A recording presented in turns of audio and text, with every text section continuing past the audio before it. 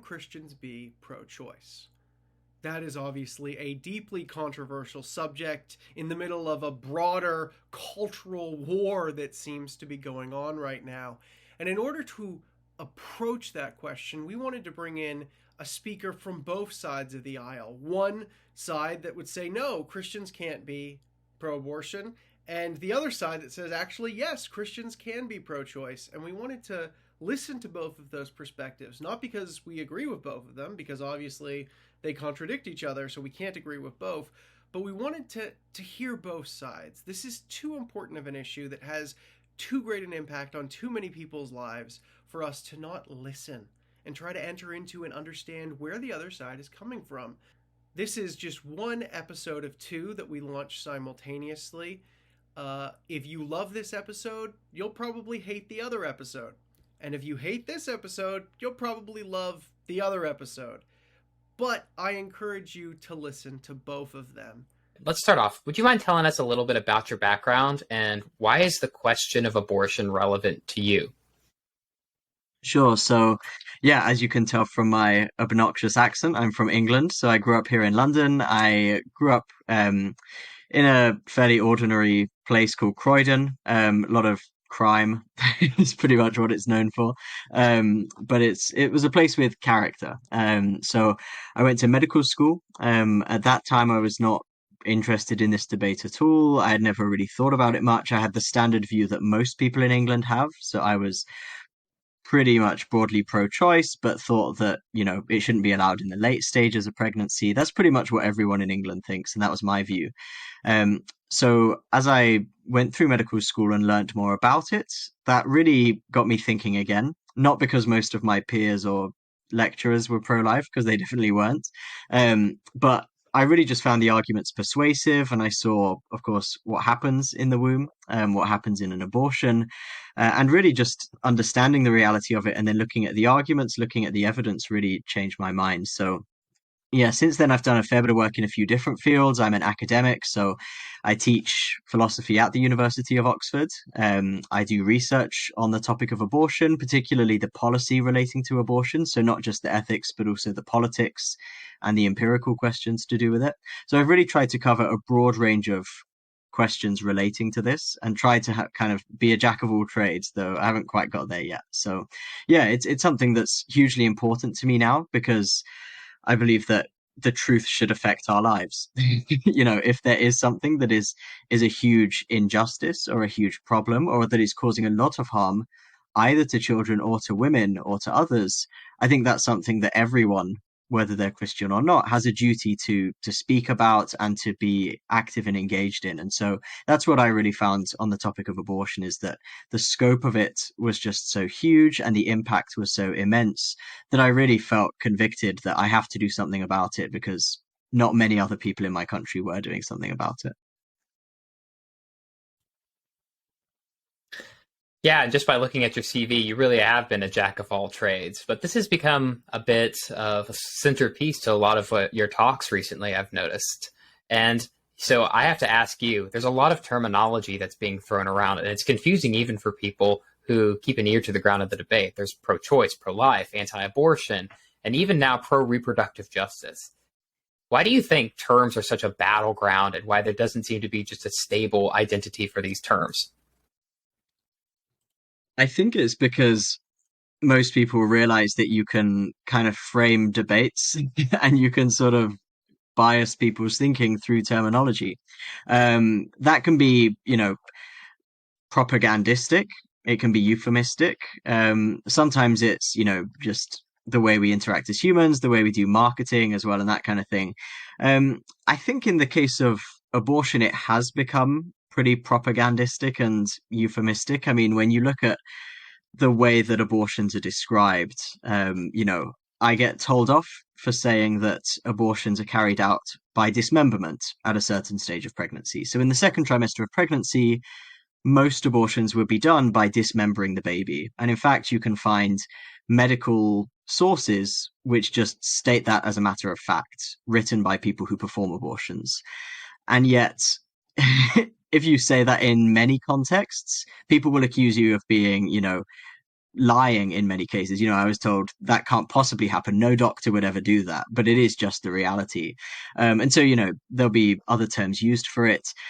There are many cases where, the terminology is deliberately selected or omitted or twisted. I think a really good example is just unborn child.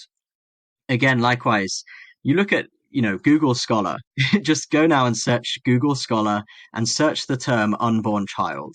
There will be hundreds, even thousands of medical papers that reference this concept. It's not an unfamiliar concept. It's one that medics and doctors and scientists use all the time.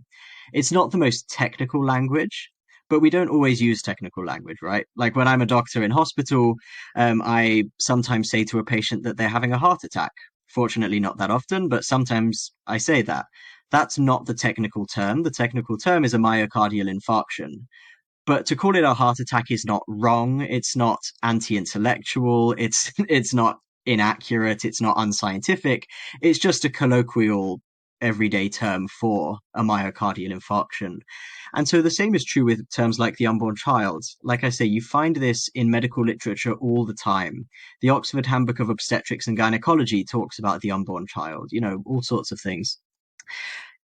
But so often when it comes to abortion, you will find people saying, oh, that's inaccurate. That's, scaremongering. That's pro-life propaganda. It's called an embryo or it's called a fetus. Now, of course, it is called an embryo. It is called a fetus. But that's the technical term for an unborn child at a certain stage of pregnancy. And both the technical term and the non-technical term are both accurate.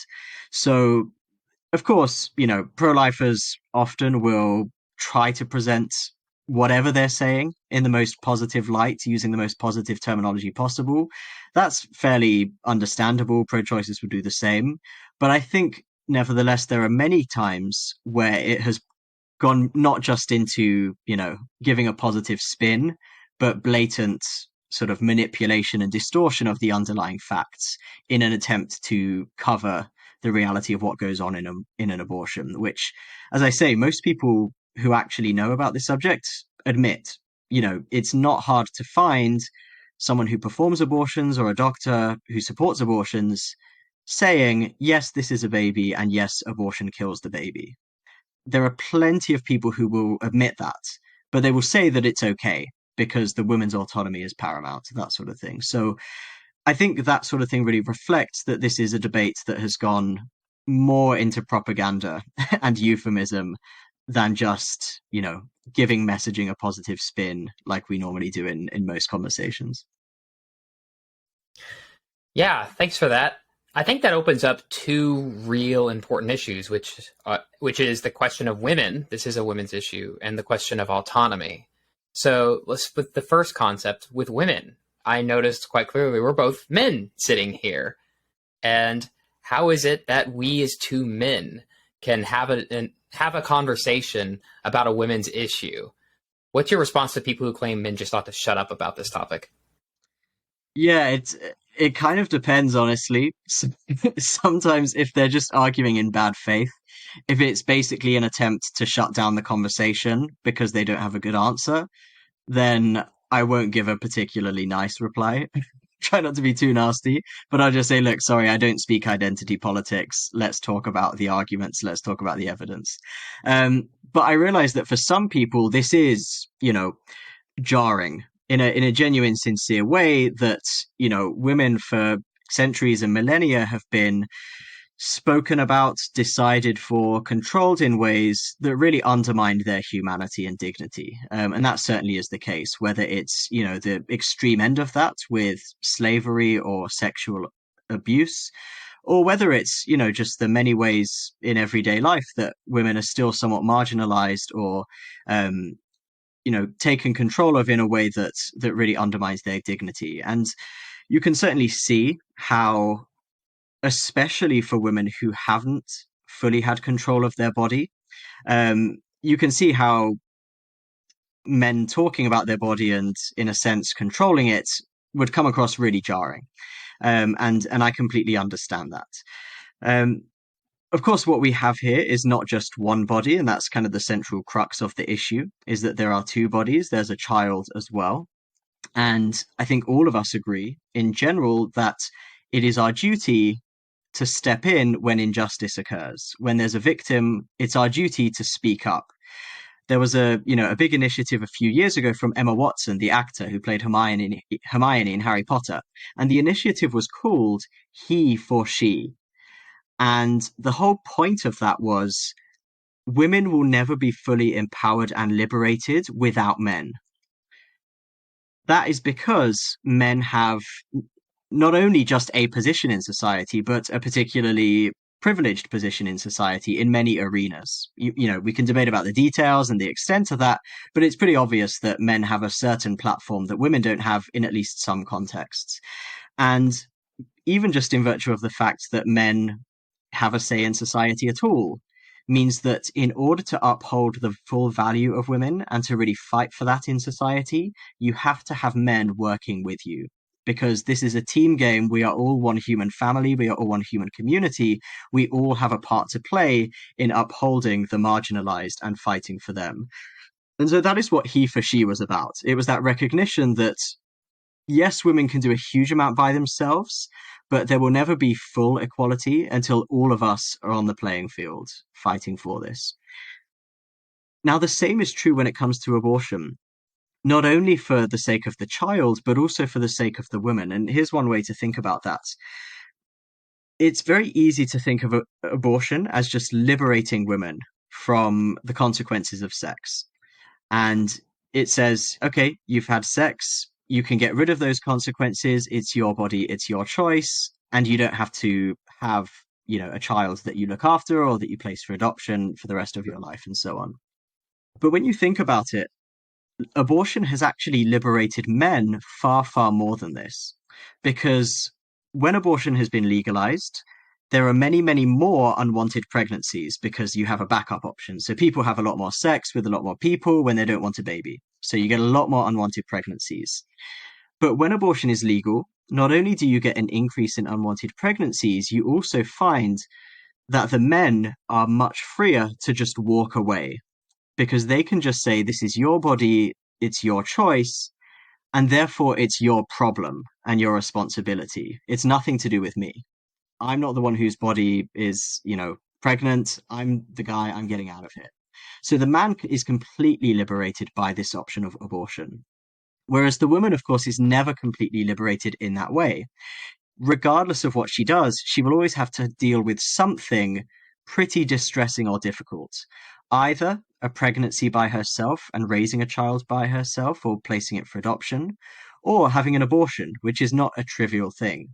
And so what we have found is that by putting all of this onto the woman, in a sense, we have given her more autonomy, but in another sense, we have also made her far more disempowered and far more abandoned by men, because we have taken all of the burden of pregnancy that was supposed to be placed on two people, and we have placed all of that burden on the woman alone. And that is the reality of legalized abortion. Now, some people are absolutely fine with that, but there are many, many women, particularly in the lower socioeconomic parts of society, who need a stable family for financial stability, for the time that it takes to look after a child, for the emotional support. And so what you found is that when abortion was legalized, many, many more women went into poverty in America. So poverty was kind of being eradicated in America until abortion was legalized. And when abortion was legalized, poverty massively increased, particularly among women. And that is because of this dynamic that abortion freed men from the consequences of pregnancy, but it never fully freed women from the consequences of pregnancy. And so it actually contributed to this imbalance between men and women and actually reduced the power and the ability that women had to be able to play an equal part in society with the support that they deserve and that they should have from their partners. So I know that's quite a long-winded way of answering it, but I really do believe that it's for that sort of reason that men have to speak about this, because all of us are connected to do this in so many different ways. But that is really one of the major ways, because not only is it ignoring injustice when men walk away from this subject, it also ignores women when men walk away from them. You touched on it a bit, but the question of autonomy as well. Because to what extent should the government regulate our bodies? Because a lot of people say they shouldn't at all.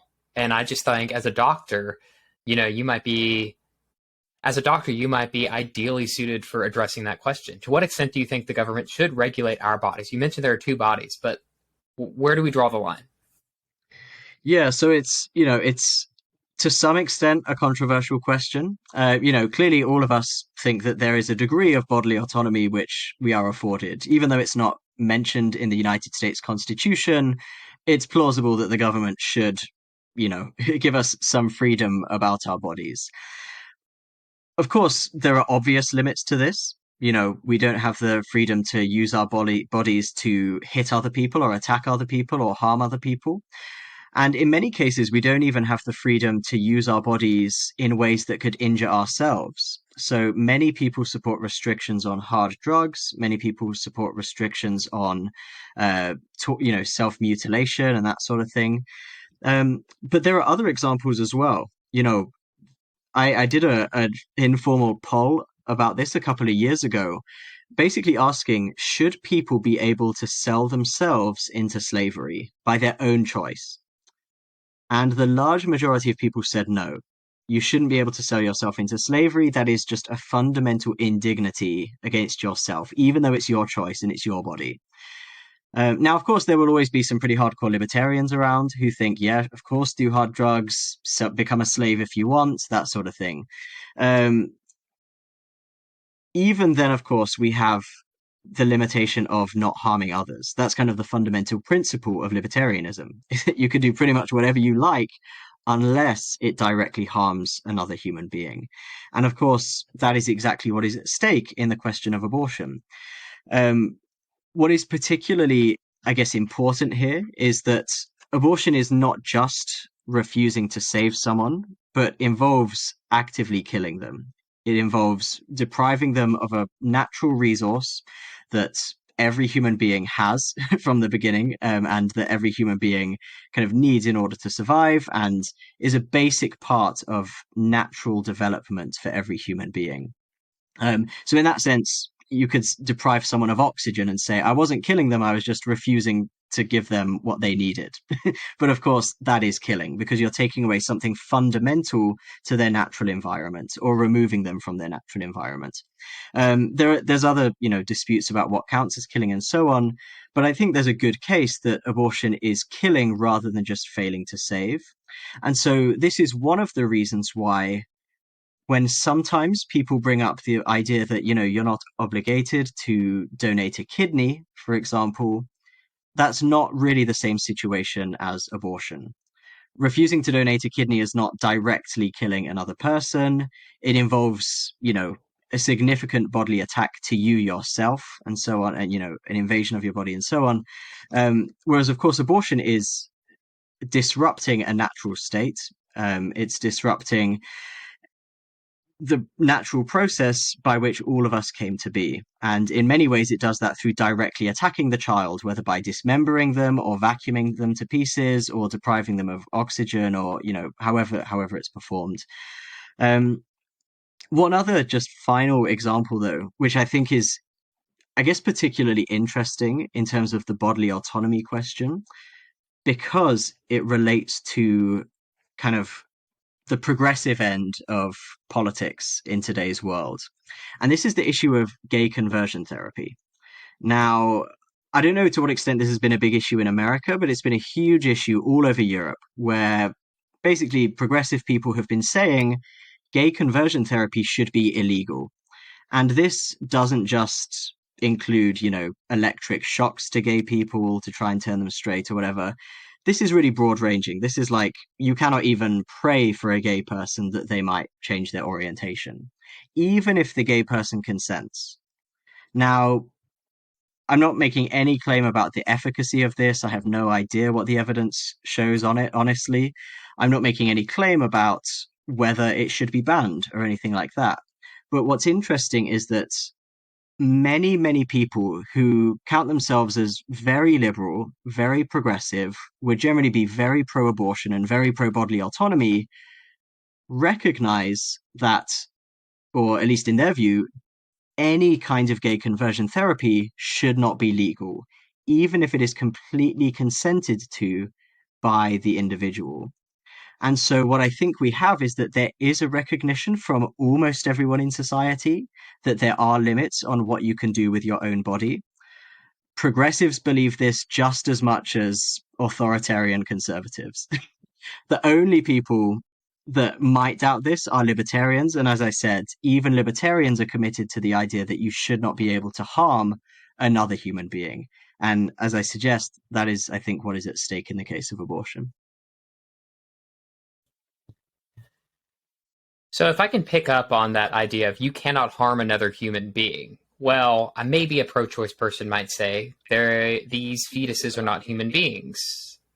They might not even be alive. They might not be conscious. So when do you think does life begin? Human life, consciousness, when do all of these processes begin? Sure. Well, there's a sort of tendency to kind of mystify this question as if it's, a difficult, complex philosophical debate, or as if it's, a matter of huge controversy within biological sciences, or as if it's just a personal opinion or something like that. The reality is, it's a very simple scientific question to a large degree. Biology, of course, is the study of life. So that gives us an initial clue that, when life begins might be something that biology is relevant to. In fact, there was a survey just a couple of years ago from a researcher at the University of Chicago, and he asked the public, who are the experts on when life begins? Trying to figure out what kind of question do people typically think this is. And he found that over 80% of people said this is a biological question. Biologists are the experts on this. So there's not a universal consensus that this is a question of biology, but it's pretty strong. And that's what most people are actually asking, the large majority. I think part of the reason this question has become a bit mystified and controversial is because maybe it hasn't always been asked in the clearest way. So there's a sense in which, when did life begin? You could answer with Adam and Eve, or with, the however long it was ago that abiogenesis occurred. That clearly isn't going to help us with the ethics of abortion. There are things that are alive that don't have a right to life, like plants. There are things that are even human and alive that don't have a right to life, like a part of my arm. So the question that's really at stake is kind of what we're trying to answer is, what is it that has the right to life? What kind of thing has the right to life, and what kind of thing are we? And the answer to that is, well, a human being. And what is that? Well, it's an individual member of the human species. It's an individual organism of the species Homo sapiens. That's what you are. That's what I am. That's what most people, I assume, are. Maybe the exception. There's always going to be debate about Mark Zuckerberg, but I think even he is probably an individual member of the human species. So the question is then, when does an individual human organism begin to exist? And once you've clarified the question in that way, it's actually a lot clearer. We're not talking about 4 million years ago or whenever life in its first sense began. We're talking about when there's a member of our species that is a distinct biological organism from their parents. And this same survey a few years ago asked 5,500 biologists, and many of them were pro-choice. Many of them said they were very pro-choice, and yet 95% of them said that an individual human organism begins to exist at fertilization. 95%. So this was an overwhelming consensus. And really, this is just what you would learn at any medical school that wasn't being particularly cautious about the abortion debate. When I was at medical school, that's what we were taught. Life begins at fertilization. That was just a basic biological fact. No one disputed that until you began to talk about abortion. Now, maybe today some people would be a bit clever in advance. They would think maybe he's talking about abortion, so I better pretend that I don't know, or I better pretend that it's controversial. But the reality is, whenever you catch a biologist off guard and just ask them straightforwardly, when does an individual human organism begin? The overwhelming likelihood is that they will say at fertilization. That is what we discovered a couple of centuries ago, and no one has really significantly disputed since. The only thing I think I'd add in addition to that is this is kind of the reason that in the 19th century, abortion began to be banned from that moment.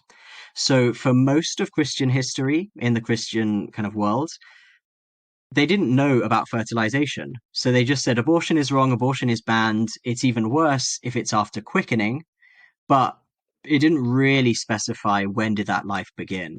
And it was under common law. And what you find in the UK and in America is that all of these states began to prohibit abortion specifically in the 19th century from fertilization. And that wasn't because the Pope suddenly discovered a passage of the Bible that mentioned it. It's because the science discovered fertilization. And hence it was the doctors that were really pushing this. The religious people kind of stayed out of it. It was all the doctors that were like, okay, now we know when life begins. Let's ban abortion from that time because this is a human being. And so it was really a medical move from that, basically from that scientific discovery that led to the concept of life at fertilization that was then enshrined into law. I'm glad I had it on mute when you said Mark Zuckerberg. I was laughing my head off. That was good. So we've heard some basic arguments for the pro-life position, but I want to know, what's the strongest argument you have? You have the elevator pitch that to someone you said, this is the knockdown argument I have for my position. What is it? Yeah, I'm always nervous about answering this question because different arguments do appeal to different people. And I feel like if I say what I find the most persuasive and someone else is like, nah, they might actually find another argument super persuasive. so, so I guess I'll say there are a number, and this might not be the best one, in your opinion. But the one that I actually recently published on in the Journal of Medical Ethics is basically an argument from human equality. And it's pretty simple, which I like about it, and it has just two premises, one of which is a pretty much uncontroversial scientific premise, and the other of which is a pretty uncontroversial ethical premise. So the argument basically just says fetuses or embryos are human beings. As I described before, that is basically just a scientific fact, if we're taking the scientific kind of understanding of human being. The second premise is that all human beings are equal, which again, everyone is going to say yes to unless they have like a sort of motivation not to in a particular case. So if fetuses are human beings and all human beings are equal, then it means that fetuses are equal. Now, of course, that doesn't get you all the way to abortion being wrong because there's the questions about bodily autonomy and so on, but it gets you to kind of the central premise of the pro-life perspective, which is that the thing in the womb is equal to us, which means it has the same sort of basic fundamental rights and same sort of fundamental value as any of the rest of us. And that's the kind of the core claim of the pro-life perspective. So the way that people, of course, would object to that ethical premise is to say, well, of course, they have to straightforwardly say, no, some human beings are not equal. The problem is when you do that, it's very difficult to carve out an exception for unborn children without also carving out an exception for all sorts of other human beings. So typically when people say, okay, not all human beings are equal, you have to have a certain level of cognitive ability to be equal or a person or like the rest of us. Typically those philosophers will bite the bullet and say, yeah, actually some disabled people are not persons either. Newborn babies are not persons either. In some cases, they go so far as to say, like, 4-year-old children are not persons either. They're not equal to the rest of us. So in the first place, you have that kind of problem, which is that you begin to cut off actually a significant chunk of humanity and say that they're not equal. And I guess they don't have the right to life, you know, all sorts of other things come into play, which we might be concerned about.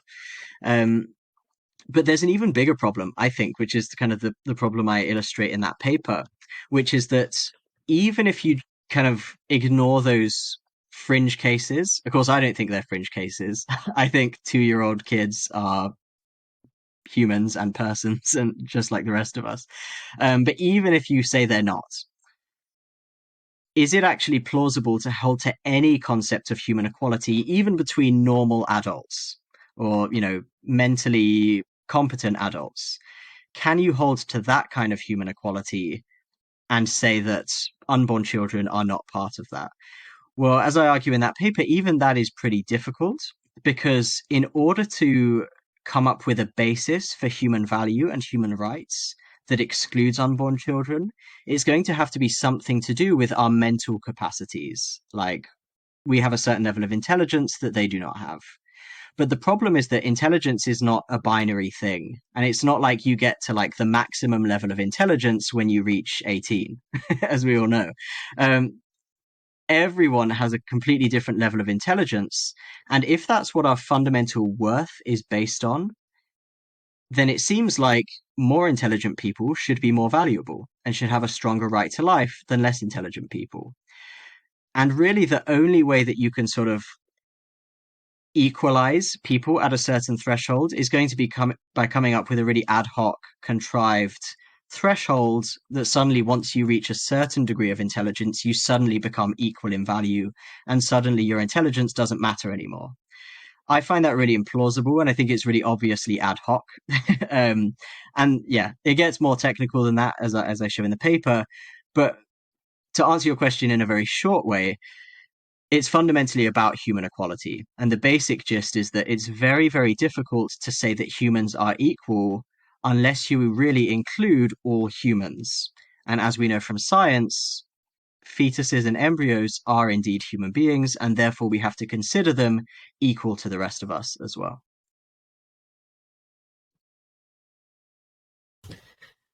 All right, so we heard the pro-life side. Now let me ask you to play the other side a bit. Has there ever been an argument that's given you pause, Aaron? Has there ever been a pro-choice argument that's given you pause, and have you come up with a response to that?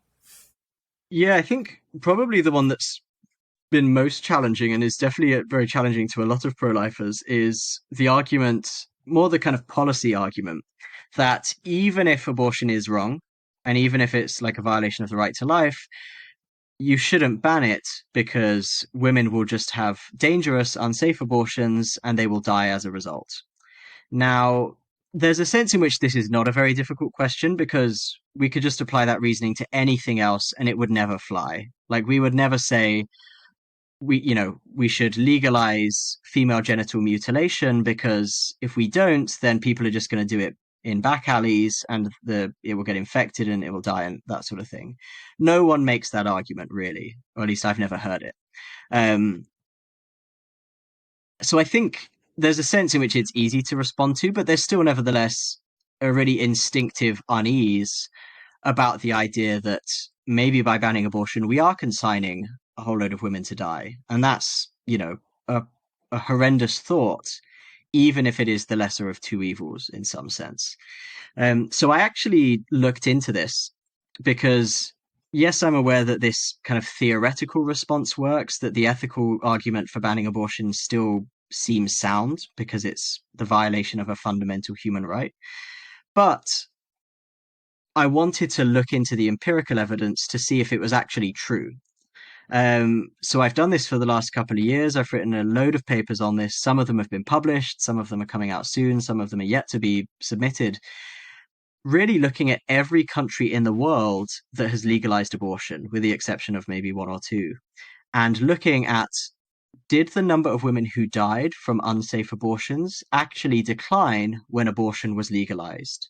Or when a country has banned abortion, which is pretty rare in history, it's only happened a handful of times, but when a country has banned abortion, has the number of women dying from back alley abortions increased?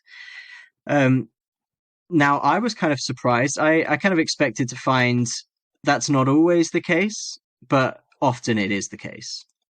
And what I actually found was that it's almost never the case that when there's this policy change, you see the expected change in women dying.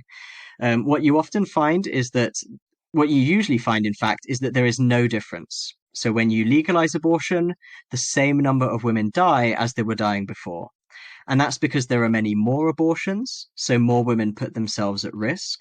It's because when you remove criminal sanctions, all the dodgy back alley abortionists keep going, and they actually feel they can do it even more because they're not going to get into trouble because abortion is legal. So you actually empower dangerous back alley abortionists, and there's a variety of other reasons as well. But those are two of the key ones. Another one of the really central ones is that even when abortion is legalized, women don't necessarily go to get legal, safe abortions. In fact, in India, for example, India is a good example because they've had abortion legal for over 50 years. And yet still something like 70% of abortions in India are not legal, they're not safe, and so on. So this is millions and millions of dangerous abortions in India, even 50 years after legalization. So what you occasionally find is that legalization actually makes the problem worse. So there have been a few countries where you legalize abortion and the number of women dying from abortion has actually increased quite significantly. That's not usual, but it does happen in a few cases. As I said, in most cases, it makes no difference whatsoever. So for me, this was challenging, not because it was an ethically difficult question, but because the tragedy and the pain of the loss of those women's lives weighs heavily on my heart, as it should do on anyone's heart. And so you can easily understand the instinctive pull to say, let's make abortion legal so that we can at least save these women's lives. The reality, as I suggested, is that it doesn't actually work. So yes, this is a horrendous, painful situation. These women are infinitely valuable, and their lives were infinitely valuable and shouldn't have been lost. But we're pretending and we're betraying women if we pretend that there's any easy solution to that, like legalizing abortion, because the evidence shows that there isn't, that women will die either way unless you have a good quality healthcare system like you do in Poland or Malta. These countries have complete bans on abortion. Poland has like a very small number of exceptions, but they have good quality healthcare systems, and women do not die from abortions, dangerous abortions in these countries. And so that really is the key. And so in that sense, it was encouraging to know that actually the pro-life answer, even for that tricky question, was the best answer. The answer is to give good healthcare and make sure that women have access to genuine healthcare rather than legalizing abortion. Yeah, thanks for that. The ethics, it just comes in every way, shape, and let me start over. The ethics come in every way that we seem to look at this equation. But to what point is this us just importing our Christian ethics? That's the accusation pro-lifers get all the time, is this is just a Christian ethical system that's being foisted upon an entire nation. Is that true? Or is that a myth? Yeah, I think the first thing to say is that, of course, this is not just Christianity. So Islam is against 95 to 99% of abortions. It depends on the exact school of Islam, but they're generally against most abortions. Hinduism traditionally is against abortion. Buddhism has one of its fundamental precepts that you should not kill anything. They're against abortion. Sikhs are against abortion. The traditional Orthodox Jewish position is against abortion unless the mother's life is at risk, and so on. So, this is widely shared across all the major world religions, but of course, they're all still religions. They're all still crazy people that believe in God or believe in spooky stuff. So we still don't want any of them controlling our lives in the government. So that won't solve this kind of question.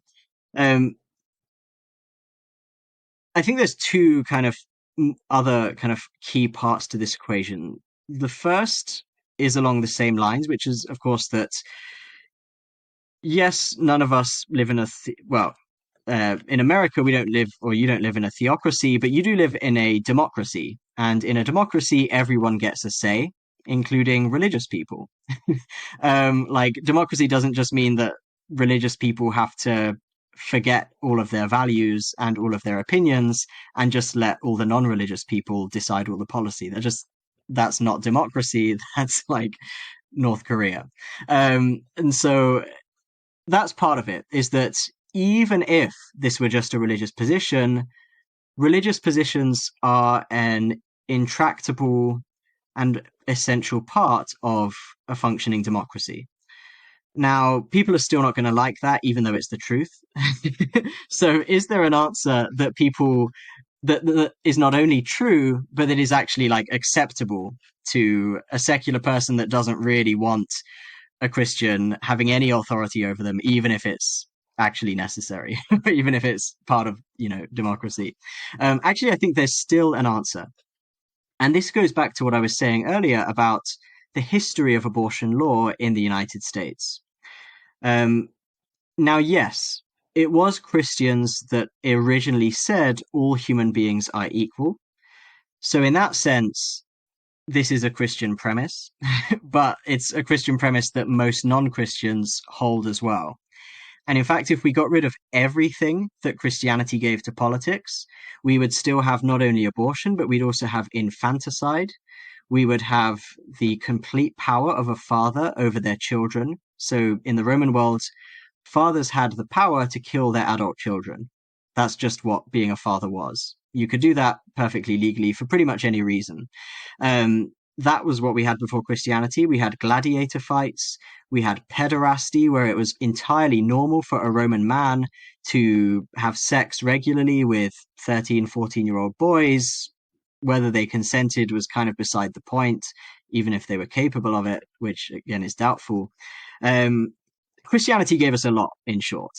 And so when people say, let's just get rid of Christianity from politics, I think most people who say that are not necessarily that familiar with what pre-Christian politics actually looked like, because it wasn't pretty.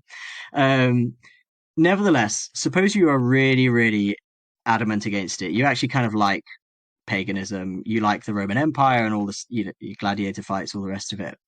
Even then, let's think back to what I was saying about where modern American abortion law came from. This came from a whole load of states in the 19th century saying, after 1800 years of Christianity, let's make clear in statute that abortion is wrong and banned from fertilization. Why did they say that? It's not because the Pope came up with anything. It's not because the Southern Baptist Convention decided that they wanted to oppress women. It's not because, I don't know, Joseph Smith mentioned it in one of his tracts. The fundamental reality was that the doctors were the ones who got abortion fully and properly banned in America in the 19th century because this is what the science showed. They said, we've already all agreed for hundreds of years that you cannot kill a human being, that is murder. But now the science has shown us that the class of human beings, the scope of human beings, includes the moment from fertilization. That is just the scientific reality. And as I said, this is just reflected in the argument I gave before against abortion. I didn't cite the Bible. I didn't cite the Pope. I didn't cite Rick Warren. I just said all human beings are equal, and embryos and fetuses are human beings because that's what science shows. None of this requires anything remotely close to a religious presupposition, except the part where I said all human beings are equal. But that's a religious presupposition that most of us are kind of happy to go along with. So I don't think it's going to be too theocratic to try and encourage people to agree with that. So yeah, that's how I'd answer that one. So this is a real hot button topic, and you said some really challenging things today. For the person who might still be struggling with this issue, any final thoughts, places they can go to continue research, or a final thing to say to them? Sure. Well, I think the first thing I'd say is, firstly, you don't have to change your minds right away, but it's nice to do so. I actually was in the same position as you. So I believed in the basic kind of facts of Christianity before I was pro-life. I became pro-life because I saw what abortion involved, what the unborn child actually was, because the arguments made sense. And then I realized kind of shortly afterwards that actually this is really what the Christian church has taught for 2,000 years, pretty much unanimously from the first century. So the Didache, which was a book that was revered by the early church, it wasn't considered scripture, but it was considered a authoritative document within the early church, was written within the 1st century by people who would have been very close to the apostles. It very clearly says, in ways that we would be uncomfortable, even conservative Christians today would be uncomfortable in many contexts, saying abortion is murder. But this is exactly what these documents say from the very first generations of Christianity. The Christian tradition is overwhelming on this point. It is, almost every major writer in the first few centuries calls abortion murder or says something close to that. And it's very strong language that would make us uncomfortable, frankly. Likewise, the Bible, when you look at how it speaks about the unborn child, when you look at how it talks about pregnancy as a blessing, and even in the difficult pregnancies, it talks about God's protection and love for both the mother and the child. So maybe let me just say 2 things in closing for people in this situation. 3 things, actually. The first is, you can change your mind slowly. It's better than not changing your mind at all. That's what I did. I really came to this view gradually after really reading into it. The second thing to say is, you can go to my website, which has answers on pretty much every question on abortion. So if you go to calumsblog.com and you go to the abortion Q&A, pretty much every question on abortion will be answered there. And it will, including stuff about what the Bible says, but also all the medical evidence and so on. And then finally, the third thing maybe is the most relevant, which is that I guess I particularly understand the hesitancy about the pro-life perspective in an American Christian context. I don't think every bad reputation American evangelicals and pro-lifers have is deserved. I think sometimes they're given a bad rap, and they're actually better people and more reasonable than they're often given credit for. But it's also fair to say that the pro-life movement in America and in the church has not always reflected itself very well, and it certainly hasn't been reflected very well by the media. And it's certainly been unhelpful that it has been allied kind of out of necessity to a politics that has come across as very uncaring towards marginalized people or people in poverty and so on. And so what I would encourage you is that you can look not only to the American pro-life movement, though, as I say, I think they're a lot better than they are given credit for. But if you're kind of alienated by them, you're kind of a bit sick and fed up of the American church or the Republicans or American pro-lifers, look to the early Christians and look to pro-lifers around the rest of the world, because they have from the very beginning said that both lives matter. It's never just been about the child. It's never been about being indifferent or uncaring towards the mother or to anyone else. From the very beginning, the Christians said we have to give legal and proper protection to the child before and after birth. So we have to ban abortion and we have to ban infanticide. But at the same time, as most Christians know, the early church was revolutionary in the way that it cared for women and in the way that it cared for orphans and children. And so if you feel like part of your kind of dissociation with the pro-life perspective might be colored by your experiences of the American political situation, I would really just encourage you to go and look at how the early church addressed this subject by saying that the woman is infinitely valuable and she needs to be looked after and treated well, and so is the child, and the child needs to be given full legal protection at the same time as it's given proper economic and practical support. And that, I think, will give you a much better perspective of what the Bible really has to say about abortion and about the unborn child and about their mother, as well as what all the secular arguments point towards as well. So I hope that's helpful.